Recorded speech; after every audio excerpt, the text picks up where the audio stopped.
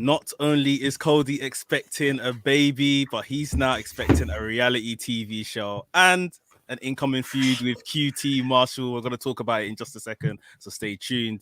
This is the Elite Maniac podcast.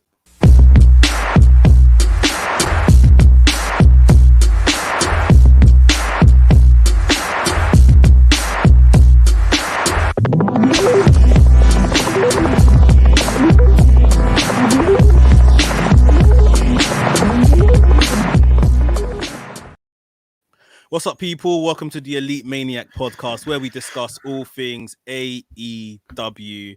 My name is Mex, aka WrestleManiac UK. Across the pond, my co-host Mike, aka Kings Road Wrestling. We've got a really interesting show, a couple of contentious topics that we're going to talk about today in and around AEW Dynamite. We had a really good show. First off, Mike, how you doing? I'm good. How about you? Yeah, I'm not too bad. I enjoyed this week's episode. You know, there's been a lot of fallout from last week's episode, especially around the main event of Britt Baker, Thunder Rosa. A bit of drama that took place on your Instagram page involving myself. Yeah, a bit of drama. We're gonna get into it. Before we do, guys, please make sure you have smashed that like button. Make sure you also subscribe to the channel, hit the notification bell as well, so you get notified each and every time we drop a new video. And for all our audio listeners out there, please make sure you subscribe to the podcast or follow us on your podcast platform of choice. And if you have the opportunity to, leave us a 5-star review. Let the people know how good of a job myself and Mike are doing out here every Thursday reviewing AEW for yourselves. But Mike, I think we should just take it away and jump into the show. What do you think? Yeah, well, exactly as you said, if you guys could leave us a review, good news coming out this week that the Elite Maniac podcast is now charting on some of the pro wrestling charts on Apple Podcasts. So we are growing, and we appreciate everyone who's tuning in weekly and listening to those audio clips on your platform of choice. But if you can, leave us a 5-star review. We'd really appreciate that because we got a lot of plans to continue growing this whole network. But yeah, good week of Dynamite tonight at the fallout from St. Patrick's Day Slam. Sometimes we have a really strong Dynamite or like a TV special, and then the week after, maybe it's like a little less lit, as some people would say.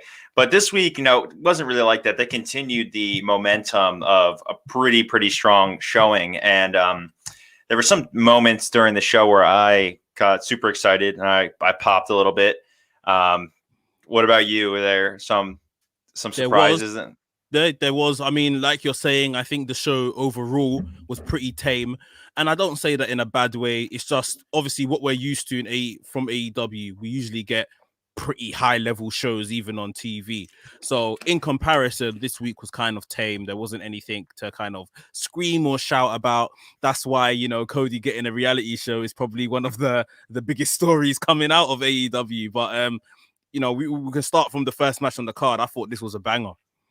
This was Matt Sydal, formerly known as Evan Bourne from WWE, taking on Kenny Omega, the AEW World Champion, in a world title eliminator matchup. So if Matt Sydal was victorious in this, he would get a title shot against Omega.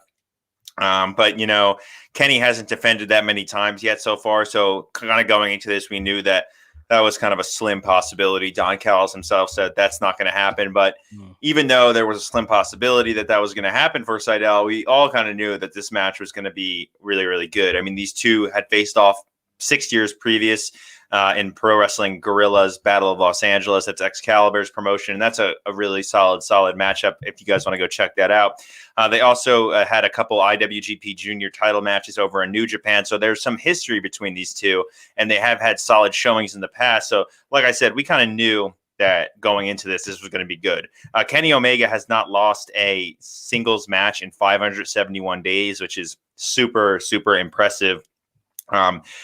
This match, though, when we break it down, it was, I think, the match of the night. I mean, there were great moves from both of them. There was back and forth. There was near falls. Sydal, kicked out of a lot. He took a pretty big beating, I think, and was able to show off his kind of toughness. He took like 3 V triggers to the head, and these were ones that looked like they actually hit with considerable impact. Venom. But Sydal got it. Yeah, crazy. Sydal had some offense too, though. Some brain busters, some corkscrew moonsaults, the lightning spiral. So back and forth, it was pretty good. And they were kind of going. Omega had the advantage. Sydal had the advantage. And towards the end, Sydal really got into a groove and looked like he was going to pin Omega. And he got like a 2 3/4 count on Omega. It was a really close near fall that Kenny kicked out at like the last possible second. It was nuts. But at the end, Kenny hit the V trigger and then finally got the one-winged angel combination for the 3 count. So Kenny won this match. I think that it'll score pretty highly with the Wrestling Observer, probably in the 4s. But even though Sydal lost, I thought this was really good showing, probably his best showing so far on Dynamite. Yeah, I think this was a really impressive showing from Matt Sydal. Kenny Omega being pushed right to the limit. That near fall was like 2.999. Yeah, like it was crazy. I couldn't believe he got out from that because you saw Matt Sydal kind of hooked him really deep into that pin. Yep. But you know what? The one-winged angel is actually a beautiful move. It's really good, yeah. I actually fully appreciated it when he hit it on Sydal. The way he's carrying them and he jumps up to slam them down, it's a proper nice move. And yeah, like you said, Kenny Omega gets the win. There's a lot of moves out there that they're cool, but they're kind of dumb when you think about it. Like if you really put it in your head, it's like that probably doesn't really hurt all that much. But Kenny's move is not only unique because I don't really think anyone's ever done it before, but it looks like it would hurt because he has you up, right? And then he slams you down and you're kind of hitting the back of your head directly on the mat. And Sydal, guys like him who can sell really well and who are really skilled, they can take it very well. It looks perfect. It looks like a knockout. So that's why I think it's one of the top moves and one of the moves that barely anybody has ever kicked out of. I would say it's probably my favorite finisher right now. Yeah, no, it's definitely up there. And of course, the way it's protected is what makes us also invested in the move as well. Jonesy Chat's Wrestling in the chat. He's made a nice comment about Omega and stables. I'm going to save this comment for later when we talk about the Pinnacle and the stuff that went on with the Young Bucks. But yeah, let's continue with the show. Yeah, man. So pretty good first match, got us in the mood. I really enjoyed it. We went right into a promo from Alex Marvez and John Silver directly after, which was really funny. I kind of laughed out loud, literally. Silver was kind of preparing for the match, saying he's all ready. And it was just great because he's got so much charisma and personality. And then he's like, I'm ready for the coffin drop. And all the Dark Order lines up and starts doing trust falls. And Allin Angels does it. And he just... And no one catches him. No one catches him. Dude, this whole running gag of being mean to Allin Angels is funny. It's really, really funny. Yeah, it was a good little segment. Then obviously we saw Hangman Page hanging around in the back while these guys are all kind of goofing around. And, he gave his best wishes to John Silver. He said that John Silver will come home with the belt and everyone will be happy with him no matter the result, which was nice. That is true. And, there was an interesting segment on BTE this week where Hangman was in partying with the Dark Order and Matt Jackson was on the outside looking in. He was kind of like, well, I don't really have any friends anymore except my brother, which is interesting because a couple of months ago, Hangman had absolutely no friends until he met the Dark Order. So, JR says that Hangman is like a foster child to the Dark Order. He's not fully in, but they have his back. So, everybody likes this. Everybody wants to see this continue. But we saw the Hangman Page match with Cesar Bononi right after this. And what did you think of this quick match? Yeah, pretty much a squash. At first, it looked like they wanted to kind of sell the power of Cesar Bononi against Hangman Page. but the match didn't last long at all. No, And yeah. so it didn't. I don't think it made Cesar Bononi look good at all. You know, he's got a bit of name value, even though he's still kind of working his way up the rankings in Dark. I think they might as well have just used anyone else for this. I think I figured out why they used him. That's why I kind of don't want to say anything too negative.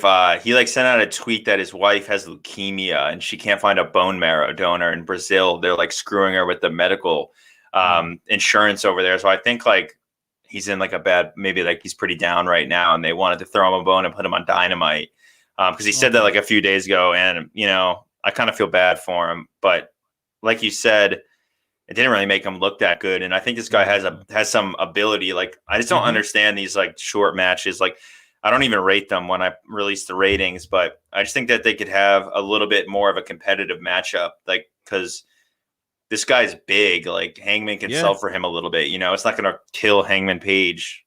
I don't know. Yeah, of course. I really liked Cesar Bononi when he was in NXT. He was in NXT. Yeah. He was part of I think last April when you know there was the mass exodus of wrestlers from WWE. He was there. He Black Wednesday or something. Him, Tay Conti, they left, and Deonna Purrazzo. Those were the three that left from NXT. So I was high on him in NXT. I'm happy that he's getting his chance. Obviously, very sad to hear what him and his family are going through like now. What you said. So all the best wishes to him and his wife. But they're probably shooting themselves in the foot right now with those last two. Yeah. Well, with Purrazzo and Conti, I mean, they really 100%. Well, like I said, they've we'll get into this discussion. We got a big discussion. They've got a wealth of female talent, and this is why it's bonkers to me that they let these two go.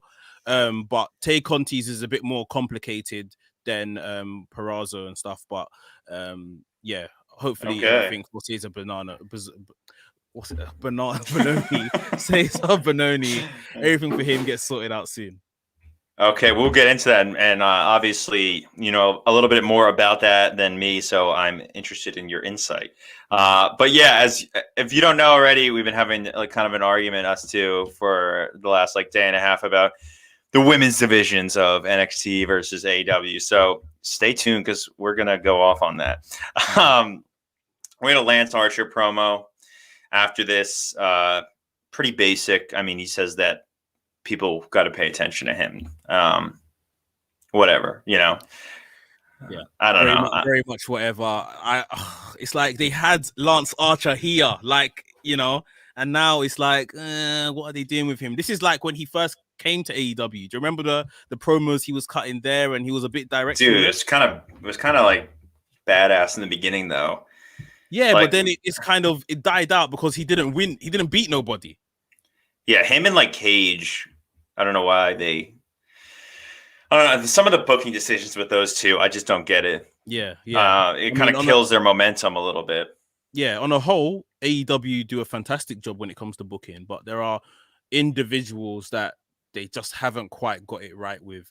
And like I was saying, with Lance Archer, it looked like, this monster baby face, which we don't often see. It's usually a monster heel. This monster baby face looked like he was, transcending and maybe on the cusp of the TNT championship a couple of weeks ago. Now he's cutting these promos at Sting, and it's like, yeah, why is he going for like Sting is 60? What is he, 60 something or 58? I don't know how old he is, but like, dude, there's other people that you could go for. Like, not just leave Sting out of it. Honestly, yeah, it's not the best. Yeah, so we're not really big on this whole thing right now, but I'm still a fan of Lance Archer, and I hope they figure out something better for him to do. Right. I don't know. We probably had one of the promos of the night. The next two were crazy good in my opinion. It was Tony and Britt Baker, which was nuts. I mean, she cut a crazy promo here. She came out. She was upset that people in the crowd were booing her. She called them dumb and delusional. I saw a post the other day. It was like Britt failed as a face, but she came into her own as a heel.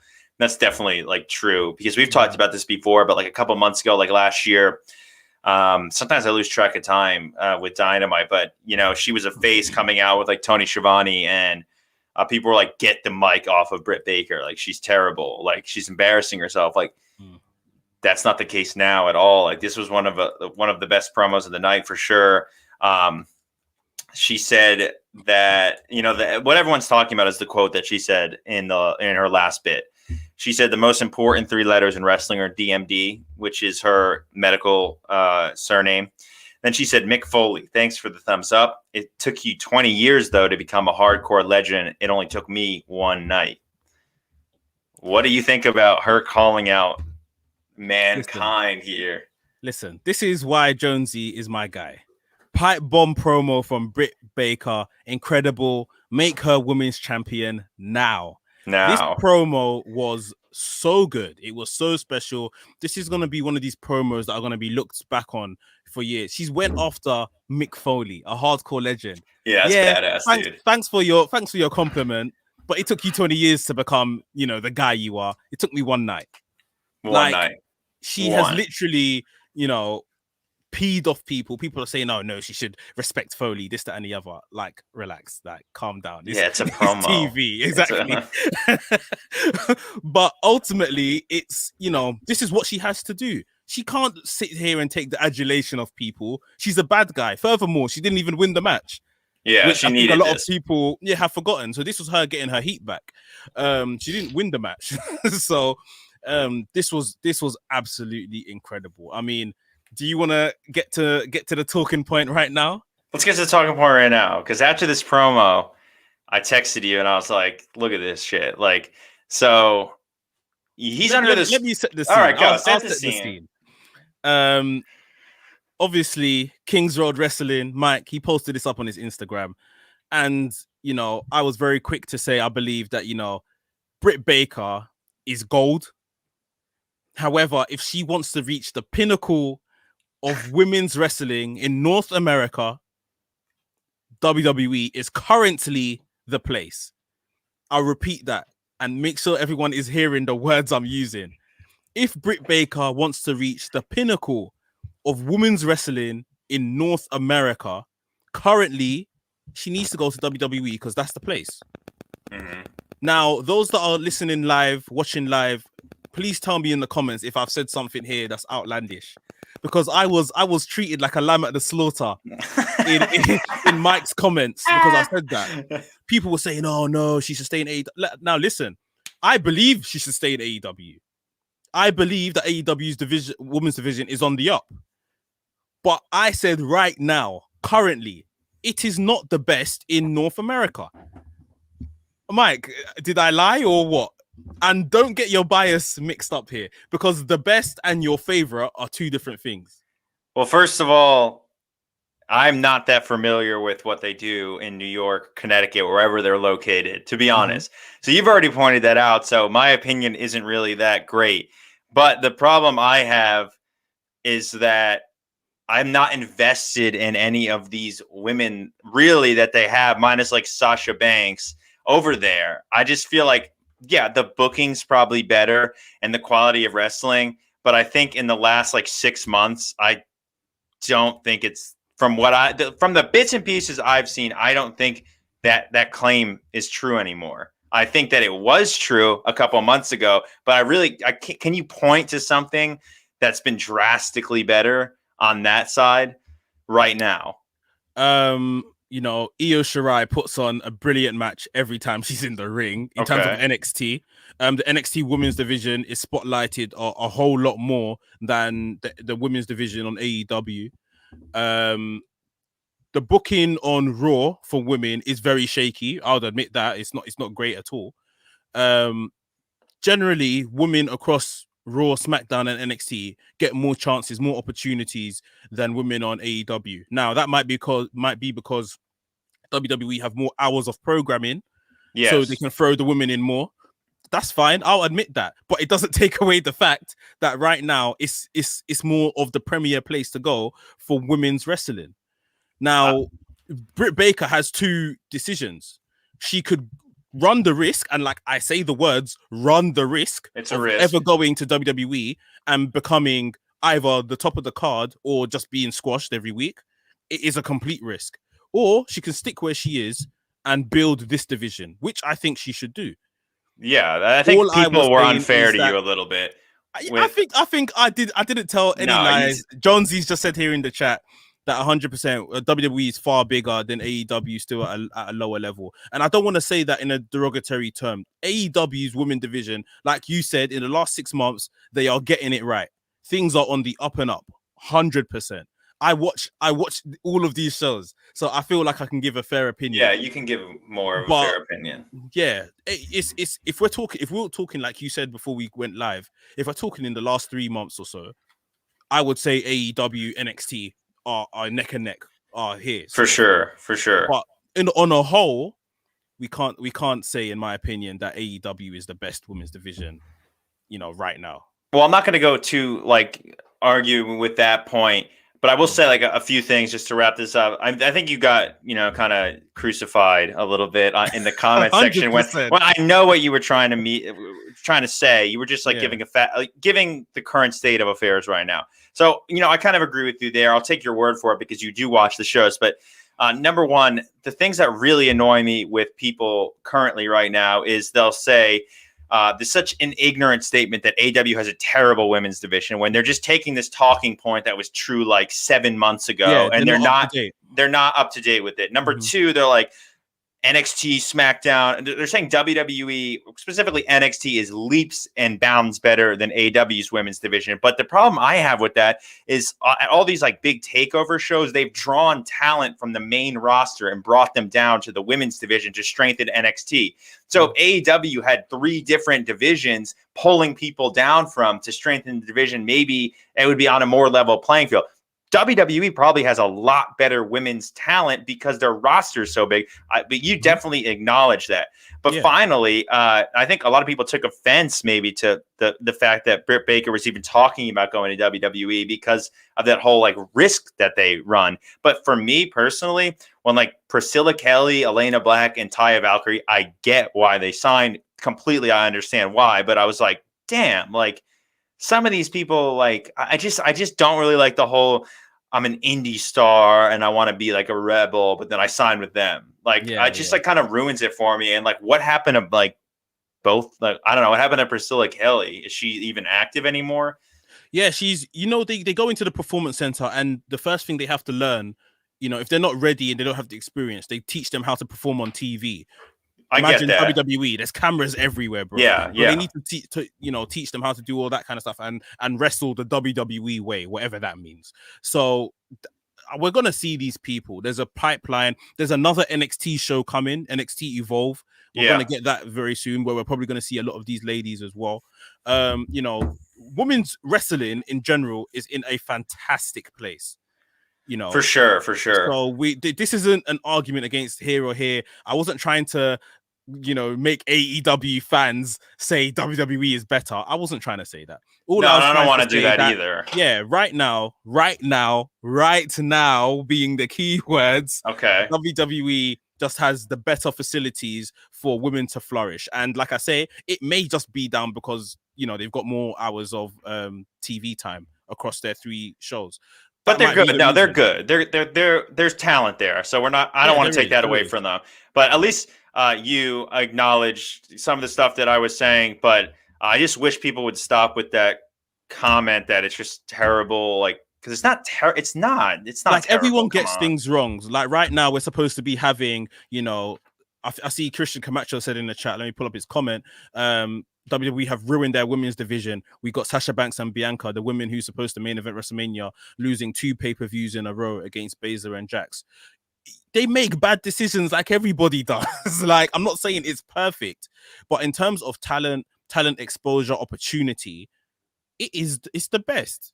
It's the best place, So we'll leave it there. We'll leave it. I mean, let us know what you think, but I think it's just something to highlight that, especially, I don't want to poo on what AEW are doing. The women's division has come a long way, in the last 3 months, let alone in the last 6 months. So let it continue. We want this competition. This is how it should be. Yeah, we do want to come. We just don't want one company to pancake because that's not good for anybody. But exactly. Have you seen kind of segueing here? Have you seen Elevation at all? No, I haven't seen it. I'm waiting for trustworthy sources like yourself to tell me that this is something you need to be watching. Well, I And would right say now, I've just seen people kind of say, okay, I'm tuning in, I'm watching it, but nothing must see, if you see what I mean. I would say that if you're short on time, which a lot of people are, everyone leads busy lives. AEW Dark on Tuesdays is like 2 hours long. It's long. Too long. I don't want to step on anyone's toes here, but hint, hint, wink, wink. I don't know if it's worth the time. I'm going to be honest. Dark Elevation, though, it's a little bit of a shorter show. And this episode 2 on Monday, I thought it was really, really fun to watch. It was good. I would definitely check it out if you haven't checked it out already. And the women have main evented the last 2 shows. So if you're going to pick between the 2, I'd pick the Monday show. Elevation. It's getting better. I think that the episode 3, so maybe you should just wait till Monday and I'll tell you. But it's getting better and better. And Paul White is coming. It's getting there. And I think we're going to have a great show on Monday. I'll check it out. Because I trust your word. I'm not trusting everybody's word, but I'll trust your word. So I'll check it out. Yeah, for sure. Well, we've had quite the discussion already, but we got a lot more to go. So we'll continue. Yep. Christian Cage, his promo, man, this is one of the moments where I said I popped really hard. I was like, yes. And I was like, oh my God. So he's talking to Top Flight and the Varsity Blondes, giving them tag team advice.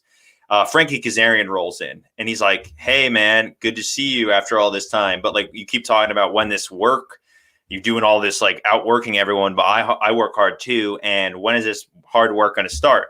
And Cage just looks at him and he goes, start next week. And I was like, oh yeah, okay.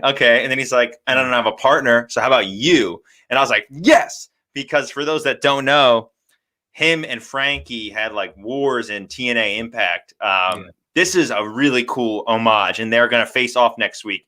They kind of are friends. They said it's great to be in the ring with you after so long, but this is cool. It's been 10 years, 11 years since these two, but they tore it up on TNA Impact. So you've got Impact Plus. Some of the matches are there. I think this is going to be a great bout for Christian and Frankie. What do you think? Yeah, I think this was it was interesting to see, I'm not so familiar with the work they done in TNA, but I'm aware they did have a thing in TNA. So, this is whereabouts Christian should be for me.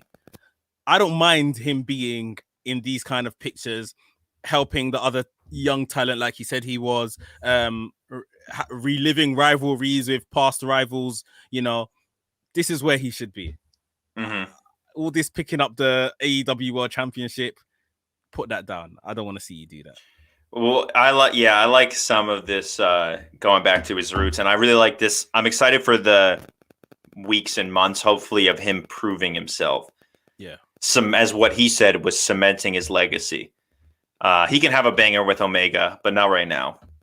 Exactly. Let's see what this guy can do, because he could flop. I mean, he is a legend, but he could suck. Really, I'm gonna be honest. No one knows. It's been how long, and he had one a Rumble appearance is a little bit different than a one-on-one match at a big pay-per-view, because you can kind of lay in the corner, right? The attention's on you though.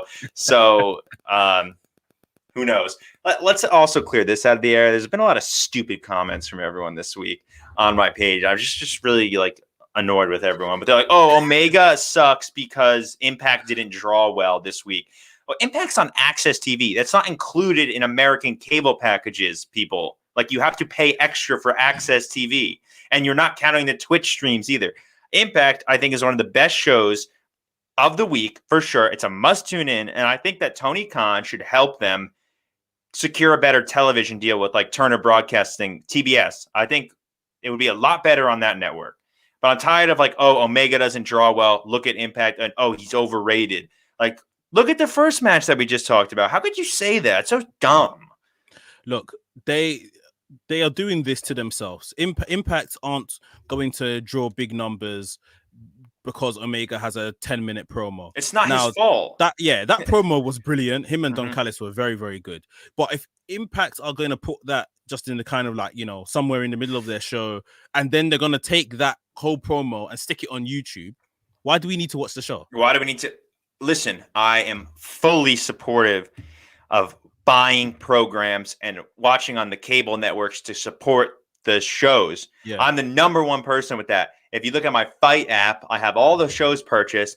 I bought every AEW pay-per-view, but I can't find Impact shows on my television. It's too difficult. I have to subscribe to a package. I stream Impact because I can't find it. And if I am streaming Impact, what do you think other people are doing?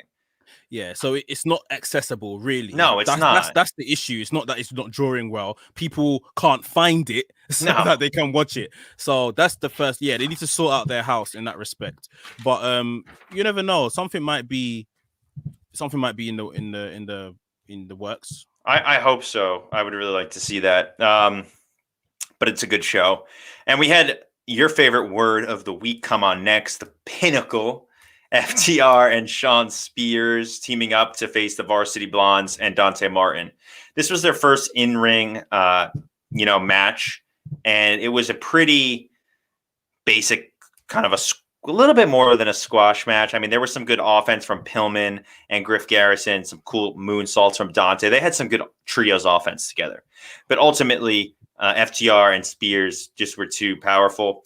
At the end of the match, Dax hit Dante with a brainbuster. Then Spears comboed into a C4, which is a Death Valley driver. They picked up the victory. And they cut a little bit of promo at the end. Wardlow beat up Brian Pillman. Mm-hmm. And, Dax Harwood called out the Inner Circle, said this isn't Saturday Night Live. It's not a romantic comedy. This is wrestling. You guys are jokes. Where are you? Said that it's his family. And then MJF called Jericho fat and just heel heat and cementing them as a big heel faction. What I thought, my big thought after this match was, where's Shawn Spears' glove? I thought that was a whole thing. He wasn't wearing it. Yeah, where's the glove? God knows. Maybe they just dropped it because he's now, part of Pinnacle and all of this kind of stuff. But I can't lie. I popped because Shawn Spears got the pin. Yeah, that's my guy. Yeah, I like Shawn Spears, man. I like this guy, but he's got 9 lives like a cat. Honestly, yeah, man. If this one doesn't work for him, then I don't know. I don't know anymore. But I like him. I was very happy to see him particularly get the win. Obviously Pinnacle, their first outing, looking strong. I'm very much looking forward to once Inner Circle are back and we see that face-off between Pinnacle and Inner Circle. Yeah, Pinnacle's strong, dude. I didn't know this, but Cash Wheeler is single. He doesn't have a family. I thought he did. True? When he said that, I was thinking back to his NXT days, and they family would be around the ring. I thought he had I know Dax does. I thought he was married, but the reason that we brought that up is because he said that he doesn't have family except for Pinnacle. Yeah, he said that, and I was thinking, is that true? But yep, and on his Wikipedia page, I don't see anything. So okay, fair enough. Okay, so Pinnacle, that's just how important it is to some of these guys. But good first showing from Pinnacle for sure. Well, what do you think about this? Let's get into this next contentious topic, Cody Rhodes, because we saw this promo with QT Marshall, and then this big announcement from Cody. QT, is a very underrated talent. I love this guy. A lot of guys are like, oh, he's a jobber. He's probably better than most of the current wrestlers out there today. For those that don't know, he's a trainer at the Monster Factory in New Jersey. He runs his own wrestling school, so he's not stupid. And he's also the head of the Nightmare family. And I've heard people talk about just how much influence he has backstage with talent relations. If QT doesn't like you, you're not getting signed with AEW. That's how much pull this guy has because he's so good. He said he's sick and tired of just being referred to as Cody's friend. He's getting these opportunities because of Cody Rhodes and their relationship. And he called Cody out for an exhibition match next week on Dynamite. Cody comes out and accepts. So QT really wants to prove himself as a standalone talent that he could stand in with anybody. I liked how he brought up that bunkhouse match, which was one of the best matches on Dynamite. He's if I have to do that and that's not good enough for you people, then what is good enough? And that's, man, wrestling fans are fickle. I think this guy's a good talent. Yeah, very, very. This was a fun little segment because he's trying to keep his cool despite obviously he's very pissed off with how he's being treated. One thing that did make me laugh is obviously he mentioned his wife who was in the crowd, and it's oh, so you've got a wife, but you were chasing Ali. You were chasing Bunny. Wait, I didn't even remember that. Remember? That's so stupid. Yeah, why? And Bunny is obviously she's married to Blade, right? To Blade, yeah. But so I guess that was okay. We knew that. Yeah, we knew that, but we never knew QT had a wife until now. So I'm guessing he's like, I do everything for my wife, but I'm going around trying to impress Allie. Yeah, when he showed he has a wife, I actually had to record it. I said, did he say wife? And I looked back and she's there smiling in the crowd. Yeah, I guess she's okay with it. Yeah, I was like, yeah, it's wrestling. That's why I love you. You always come up with things that I completely miss, and that is a little weird. I don't know. I guess we'll suspend our belief there for a second.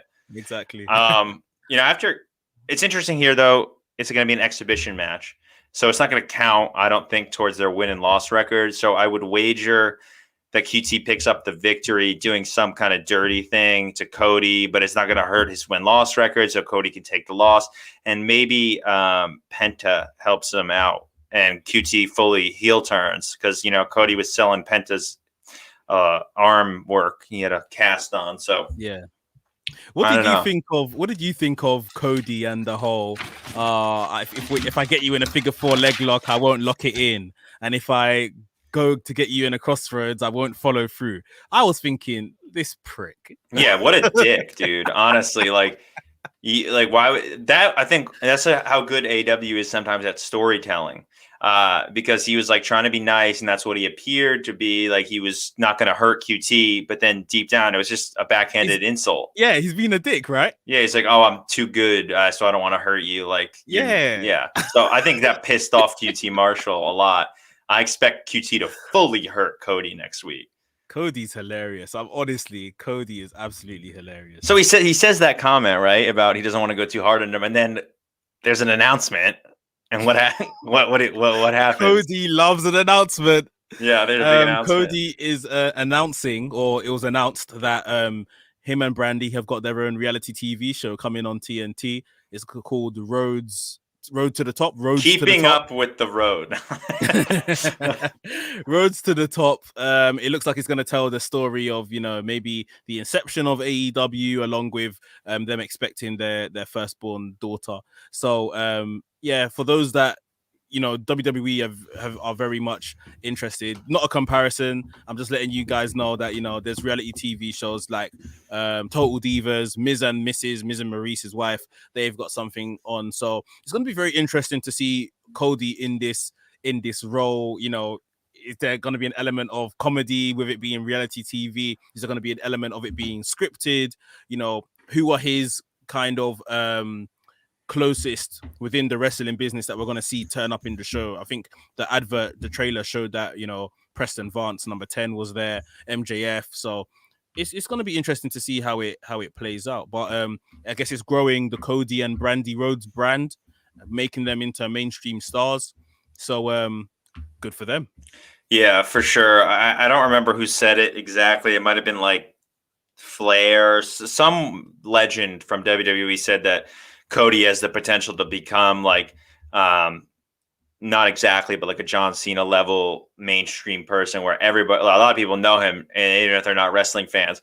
That's why I think this show is a good idea because it'll grow AEW's brand inadvertently. Yeah. And I'm also excited about it because a lot of those shows that you mentioned, Total Divas and Miz and Mrs. Those draw very well. So people like reality TV, and it could even get more than Dynamite maybe. And that brings people to the product. But a lot of people are upset, and I will say, shut up to them. Then don't watch it if you don't want to watch it. I just don't watch it. Okay. That's it. If it's not for you, don't watch it. So that's it. We are heated today on the podcast. Also to continue with this little rant, I keep getting comments on my Kenny promo post and my Britt promo post, where Britt called out Mick Foley, Kenny called out Luthez and Ric Flair. It's a promo to gain heat. I don't think people understand. They're he's not better than Flair.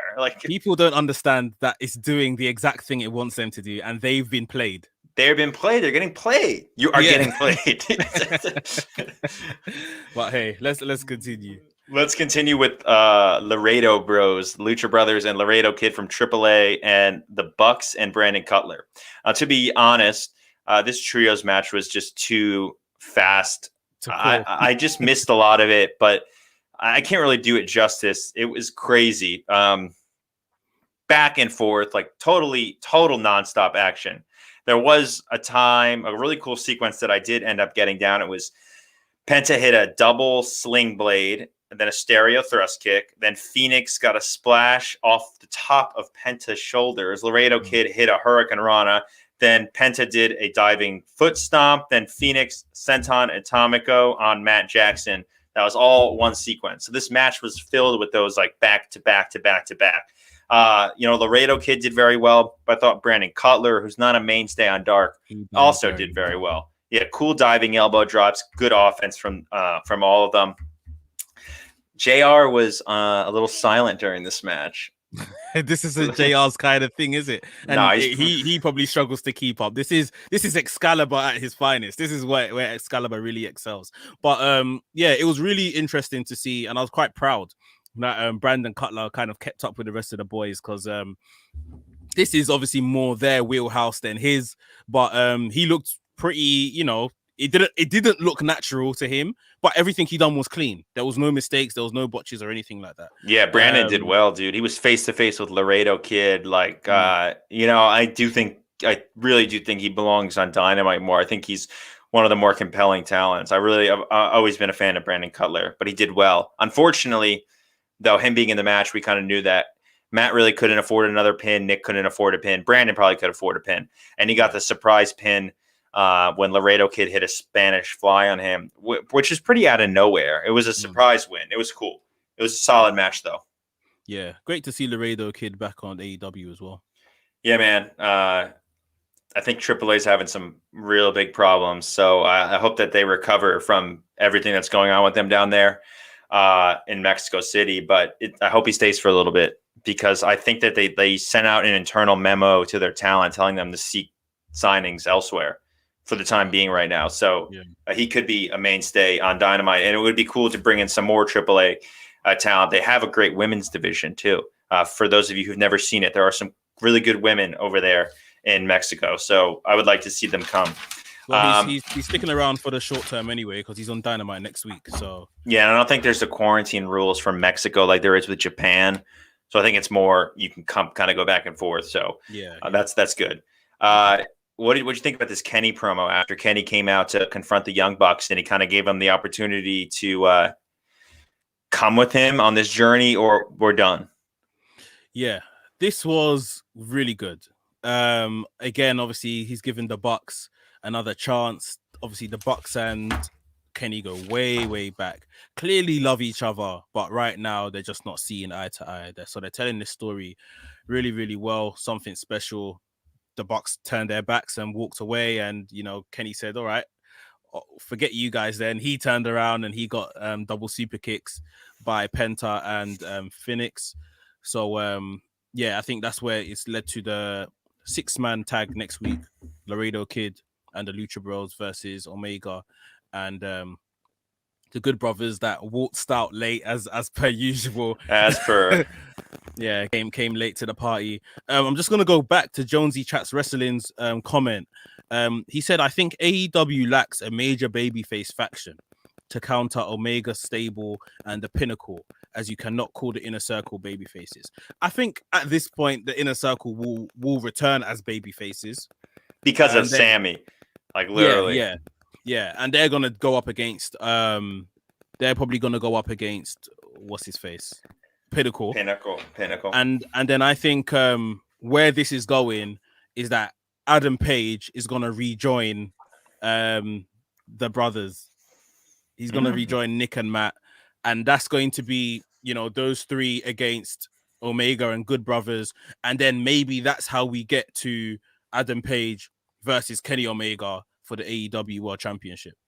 Yeah, that will happen eventually, but not going to be for a while. Kenny does have Impact pay-per-view on the 24th next month. And then obviously he called out Ibushi during his Impact promo. We got to do that over in New Japan.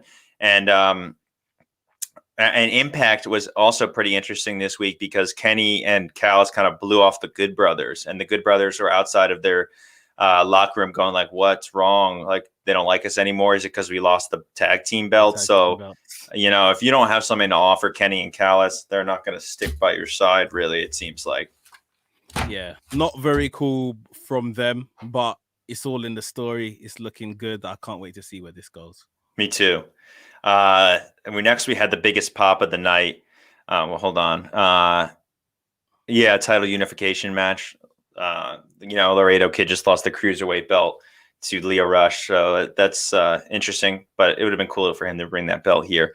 Yeah. But I had the pop of the night here at this next segment with Conti versus Nyla Rose, and before this, the match card came out. I was like, oh my god, like please don't feed her to Nyla Rose to just like get a stupid win. And Ty, honestly, she killed her.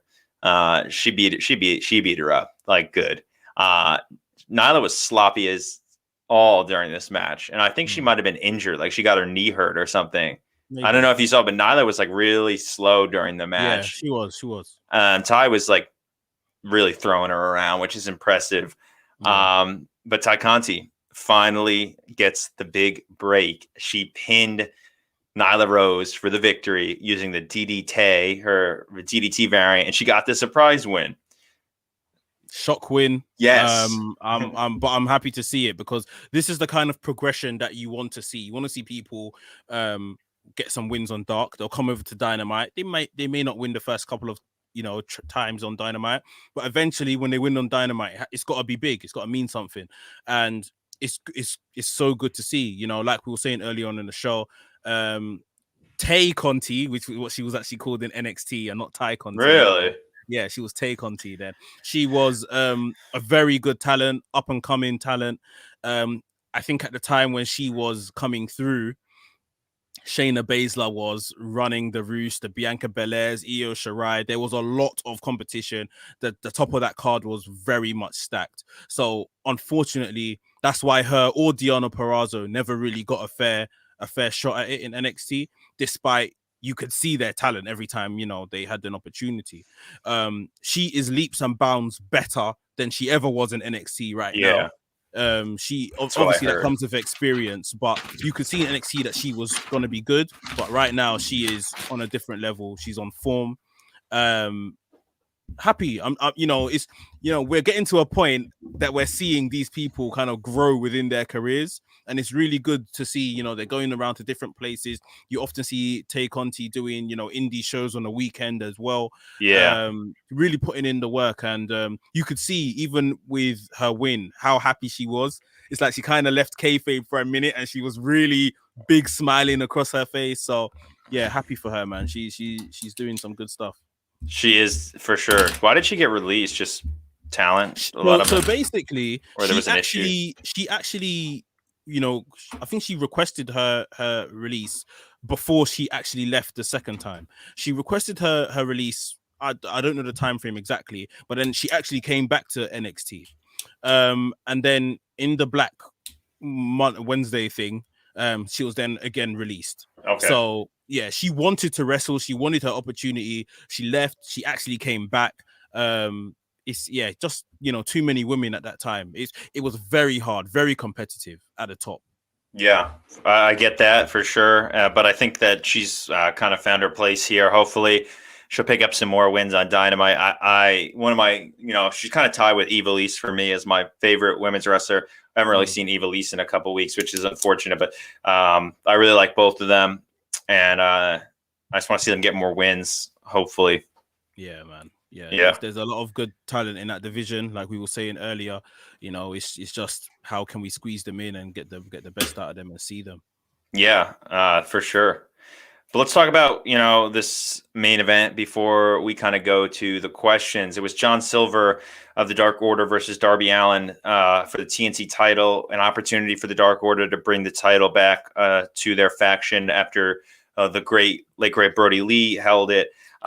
This was a really cool match, and Silver really did excellent. And he's main event. This is his second time that Silver has main evented a Dynamite recently. He did the Go Home show before Revolution. Yeah, just a week ago. Yep. I'll just say it again. He went from being bullied by Brody Lee as like a nobody to representing the faction to try to bring the championship back. So completely awesome storytelling by AEW, and Silver is a star. But yeah, I know everybody enjoyed this match, and so did I. Did you see Silver dislocated his shoulder?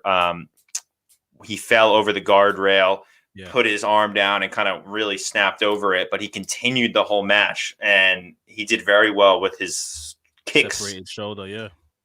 Yeah. I mean, he had Darby beat here for the majority of the match, really, in my opinion. Darby really couldn't get anything in on him. So I thought this was going to go to a time limit draw. I thought he had it. I really thought he had it. I did as well. There was a particular fall where Darby kicked out at 2.9. And when it goes 2 and you're waiting for the 3 to come down, and there was a part of me that just went, yeah, it's coming to the Dark Order, and then unfortunately it didn't. But those are the coolest things. This is pretty much the pattern of Darby's matches. He gets beaten up for about 85% of it, and then 15% of it, especially the last 5% of the 15%, it's just him winning the match somehow in the end. So he's not really booked strong, is he? No, but I think that like a guy like Brian Cage, a guy like John Silver, they're big guys, they're muscular. Like you put them next to each other, Darby's not beating these guys up. Like I think he kind of has to get that surprise out of nowhere win, because that's not really believable that he's gonna pin Cage or pin John Silver. Like again, Brian Cage and John Silver, they both had Darby beat. That's the kind of theme. Darby just like snuck out. He took a hell of a beating, and then he persisted in the end and won. So that's what happened here. Yeah. He countered a power bomb, which was Brody Lee's. He was doing an homage to Brody. It got reversed into a code red at the end, and Darby got the surprise pin with like 30 seconds left. We saw kind of a brawl afterwards with Big Money Matt Hardy, who came out multiple times tonight with his faction. Man, they had an opportunity here to really write a cool story with Silver bringing the title back for Brody Lee. Yeah. I think it'll eventually happen. I've heard theories online that Silver's going to lose, Angel's going to lose, Colt. It's going to go through the whole Dark Order of Darby, and then eventually 10 will be the one to do it. That would be nice. That'd be cool. Nice. I think something like that should be maybe saved for the what do they call it? The remembrance of his death. So the maybe celebration of life. Yeah. So he passed away around Christmas last year. Yep. Was it Boxing Day or Christmas or Christmas Eve? One of those days he passed away. Maybe the Dynamite that week is the week where someone in Dark Order wins it, and that'll be really nice. That would be cool. That's a little bit. I think Darby will probably have a little bit of a reign here. So. I'm not saying Darby Allin should have it till Christmas. I'm not saying that. Maybe someone else wins it in between. He doesn't have to win from Darby. Yeah, exactly. Yeah. I think someone from Dark Order, if they pick it up the week, remembering the life of Brody Lee, then that'll be really nice. But yeah, I don't think by any means. I know I'm not interested in seeing Darby Allin carry that belt until Christmas. I don't want to see it. No, me either. Everyone kind of here knows about our opinions. But, solid night of Dynamite. I think we both really enjoyed this show. Yeah. A little bit off topic here, but I just want to say it. Mm-hmm. I feel the need to say it. I made a post like last week about -1 Brody Lee Jr. I just feel like I want to say with like the platform I have, just remind people out there, wrestling fans, to just be respectful and think about people who see these comments. Like, he's a kid that just lost his father. Like, let's have a little bit of sympathy here and not be mean in the comments. That's just what I wanted to say in my little soapbox here. But I just felt the need to say it because there are some negative comments about him, and Amanda Huber had to come out and say something. So it's just unfortunate. It kind of upset me. People need to forget, or people need to remember more like, this is just TV. Like, it's just TV. This is just a kid given an opportunity, to kind of just live out what could be his dream, what he may want to do one day, in honor of his father. Like, I love it, man. Just absolutely relax. And, I always say, just be cool, man. Like, be Yeah, kind. it's not Be that cool, serious. be kind. It's not that serious. Like, if you think this if you're typing on social media and you think this could even annoy just one person, just delete it. You don't need to finish what you're writing. No, Like, man. Yeah. you know, so yeah, but that's us just getting that off our chest anyway. Let's jump into the comments. Thanks to everyone that sent a comment, a question to Kings Road Wrestling on Instagram. I'll start with There's a funny one in there. Okay, wait. Ty Dunn. Does Darby take too many bumps to be over with the fans? I think that's why they like him, some people. Because So I guess that's a yes. Yeah, I think he gets beaten up so hard and then he pulls it off. It's kind of like that fits his character, right? Like the dark kid takes a beating, stands up to the bullies. Maybe, I guess so.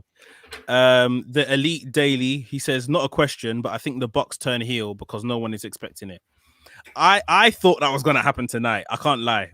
I thought they were gonna join Kenny tonight, but and even when the Lucha brothers came and attacked Kenny, I thought Bucks were gonna come back out of the tunnel and attack Lucha Bros and join. No, they are. They are. I really think I agree with the Elite Daily here and you. I think they're gonna pull it out of left field and like super kick someone that's kind of messed up. Everyone's like, oh, and then they're gonna too sweet Kenny. Like, there's no chance that they're not gonna join Kenny with this. Like, come on, and they have the opportunity to face the Japan Bullet Club. Like, they're not passing this opportunity up. So just stay tuned. That's what I would say. Yeah, and I think as well that their title reign kind of needs it. Like, it might give their title reign a bit of longevity because it hasn't been, you know, the most exciting of title reigns. All the titles haven't been that great. Yeah, someone could argue that. Yeah, no, I hear that. I hear that definitely. Yeah. But yeah, I love AEW. Oh, here we go. I see my name in it. AEW's Women's Division is so much better than WWE. Why does Mech think otherwise? Like, you know what? I think, with all due respect, I love AEW. We've discussed this in the show, so I don't want to kind of dwell on it a bit longer. But we have to consider everything. I think people are just looking at things for face value and giving their opinions. You know, the guy's handle is I love AEW. I don't expect him to agree with me. You see what I mean? Someone just made this account to ask you that question. I really maybe. Like, you know, you clearly have a favorite because you love the AEW. So, you know, but I saw even Christian Camacho earlier on. He commented that how can NXT or WWE have the better division because AEW's main event last week was brilliant. Britt Baker, Thunder Rosa. One match doesn't give you the better division. Come on, guys. Let's be serious now. One match does not give you the best division.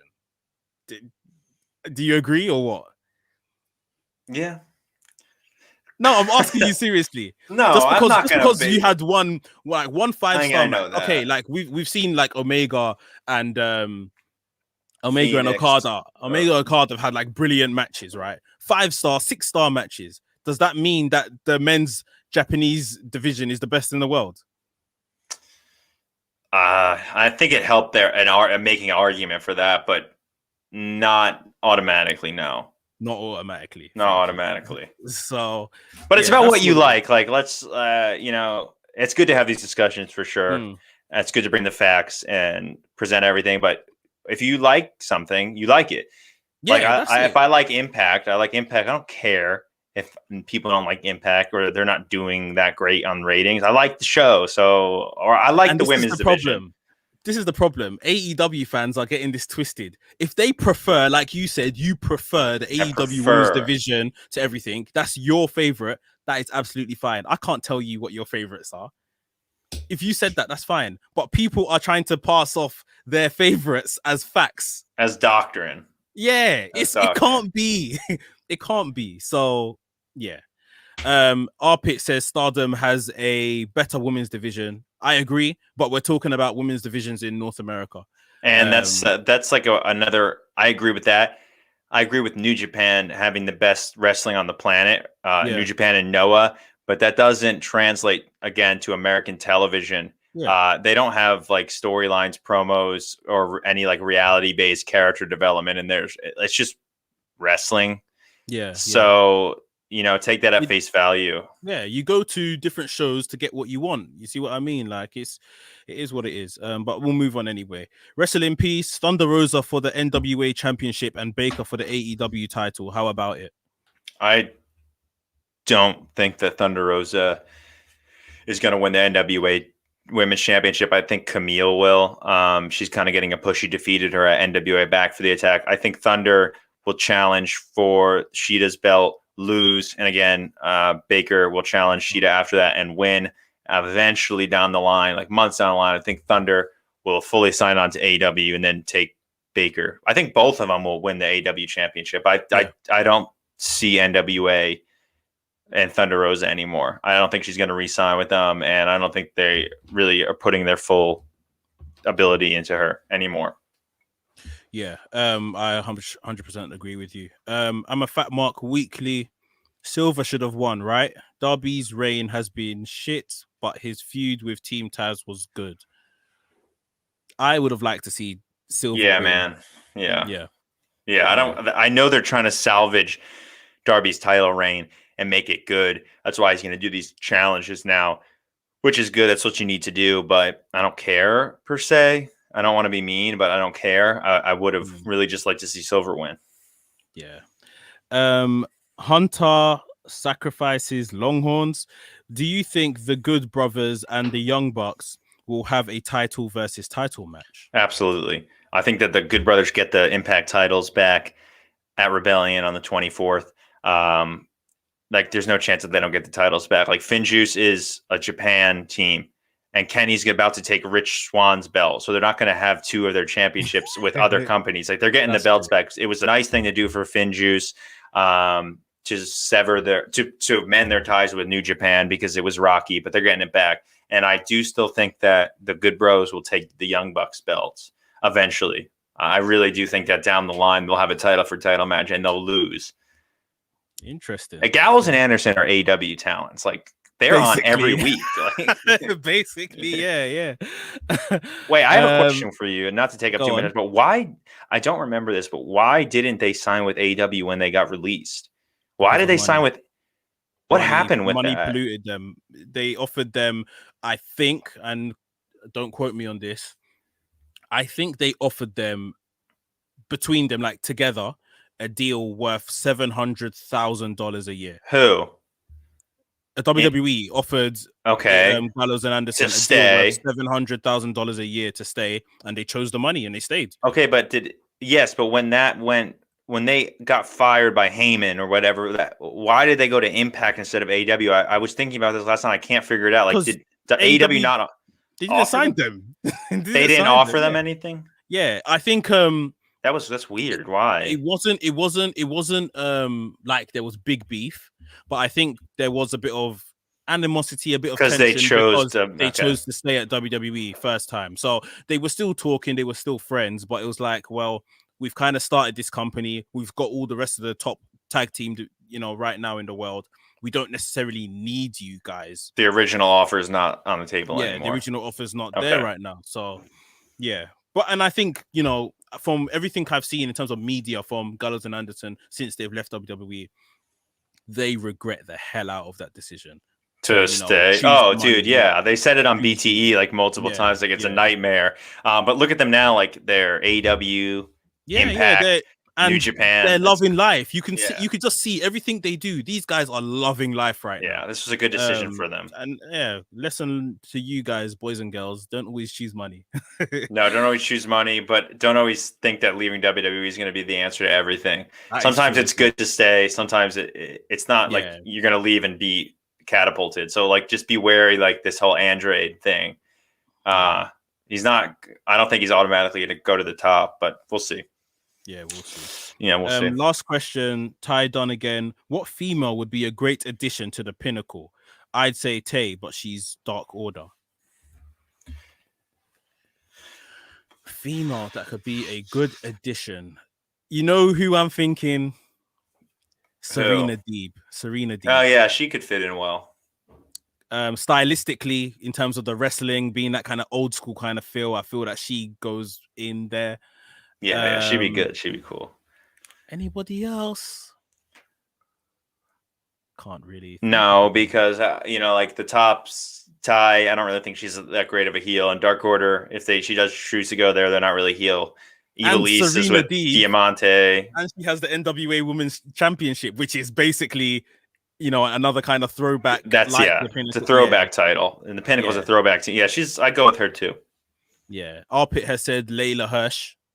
She'll go to Team Taz, I think. Yeah, that she is more Team Taz. Yeah, that's a good shout. But yeah, that is all of the questions. Thank you guys for sending in your questions. And that is the show. Really good show today. We had a couple of discussions mixed in as well, which is good. So you guys let us know how you enjoyed those. Please remember to smash the like button, subscribe to the channel, all of that good stuff. For the guys listening to the podcast version, remember is that an NWA Championship? Yeah. Yeah, I don't know where to put it. For the guys listening on the podcast version, make sure you subscribe, follow whatever your podcast platform requires you to do, and leave us a 5-star review. Let the people know we're doing some good work right here at Elite Maniac Podcast. Mike, any last words before we get out of here? No, thank you for everyone that is coming on and enjoying the show. Makes us very happy. That's how I just appreciate everyone. Yeah, literally what Mike said. Thank you guys every week for rocking with us. We will be back next week, 6:30 p.m. UK time, 2:30 p.m. EST. See you in the next one.